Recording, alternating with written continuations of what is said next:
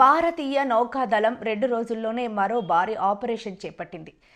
కొచ్చికి సుమారు 800 మైళ్ల దూరంలో పైరేట్స్ ఆధీనంలో ఉన్న ఇరానీ నౌకను రక్షించింది. యుద్ధ నౌక ఐఎన్ఎస్ సుమిత్ర రెస్క్యూ ఆపరేషన్ నిర్వహించింది. హైజాక్ అయిన ఆ నౌకలో 19 మంది పాకిస్తానీ నావికులు ఉన్నారు. వారందరినీ రక్షించినట్లు ఇండియన్ నేవీ ప్రకటించింది. ఈ రెస్క్యూ ఆపరేషన్లో ఇండియన్ నేవీకి చెందిన మెరైన్ కమాండోలు ఉన్నారు. హిందూ మహాసముద్రం ప్రాంతంలో భారతీయ యుద్ధ నౌకలు ఎప్పుడూ అలర్ట్గా ఉంటూ ఉంటాయని రక్షణ అధికారులు తెలిపారు. సోమాలియా తూర్పు తీరంతో పాటు గల్ఫ్ ఆఫ్ ఎడెన్లో anti piracy, maritime security operations, patrolling కోసం యుద్ధ నౌక ఐఎన్ఎస్ సుమిత్రను భారతీయ నౌకాదళం మోహరించింది. కొన్ని రోజుల క్రితమే ఇయార్కు చెందిన ఫిషింగ్ నౌక ఇమాన్ను ఫెరైట్స్ పట్టుకున్నారు. ఆ సమయంలో కూడా ఐఎన్ఎస్ సుమిత్ర రెస్క్యూ ఆపరేషన్ చేపట్టింది.